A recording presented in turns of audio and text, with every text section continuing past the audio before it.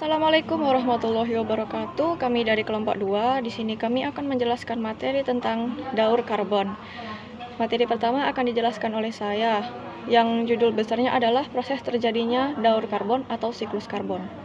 Siklus karbon dapat bermula dari karbon di udara dalam bentuk karbon dioksida yang diserap oleh tumbuhan. Dalam fotosintesis, karbon dioksida dan air diubah menjadi karbohidrat atau glukosa. Di laut, fotosintesis terjadi di area yang tertembus sinar matahari. Sebagian karbon ditemukan di kerang dan sejenisnya dalam bentuk kalsium karbonat. Saat organisme tersebut mati, kulit mereka akan terendam oleh lumpur dan juga pasir. Melalui waktu yang panjang, beberapa deposit tersebut akan berubah menjadi bahan bakar fosil, yang mana akan melepas kembali karbon ke udara. Sekian penjelasan dari Bumi ada namanya gas karbon dioksida. Gas karbon dioksida merupakan gas paling terkecil yang ada di bumi, itu gas CO2. Gas CO2 yaitu karbon dioksida. Karbon dioksida terletak di atmosfer itu sendiri. Berikut adalah jenis-jenis karbon yang terkecil yang dapat kembali ke atmosfer dengan cara pembusukan, pelapukan, gas erupsi, dan pembakaran. Karbon di laut.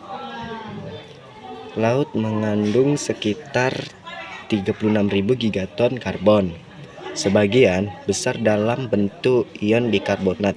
Karbon anorganik yaitu senyawa karbon tanpa ikatan karbon atau karbon hidrogen adalah penting dalam reaksinya di dalam air. Pertukaran karbon ini menjadi penting dalam mengontrol pH di laut dan juga dapat berubah sebagai sumber source atau lubuk zinc karbon. Karbon siap untuk saling dipertukarkan antara atmosfer dan lautan pada daerah upwelling.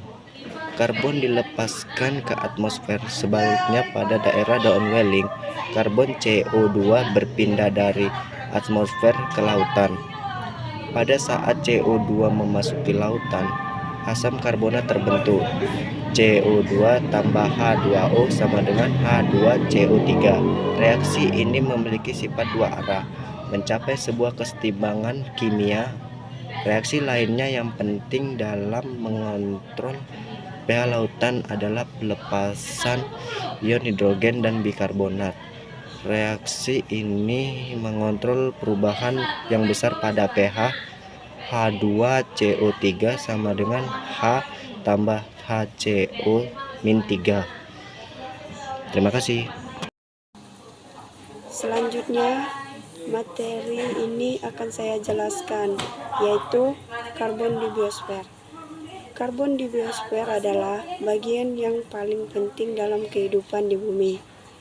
Ia peran yang sangat penting dalam struktur, biokimia, dan nutrisi pada semua sel makhluk hidup. Penyimpanan karbon di biosfer dipengaruhi oleh sejumlah proses dalam skala waktu yang berbeda.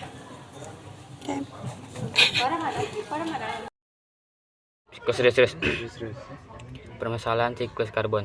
Senyawa karbon adalah senyawa yang sering kita ketemui di setiap harinya. Hal ini terbukti dari banyaknya hutan yang hilang setiap tahunnya, dan mulai terjadinya perubahan iklim yang ekstrim dan pemanasan global. Siklus karbon menjaga keseimbangan konsisten karbon pada atmosfer, laut, dan permukaan bumi. Pada saat ini, karbon dioksida melepaskan ke atmosfer dalam jumlah yang signifikan. Perubahan kandungan karbon dioksida secara signifikan mengakibatkan terjadi kenaikan temperatur permukaan bumi yang ekstrim.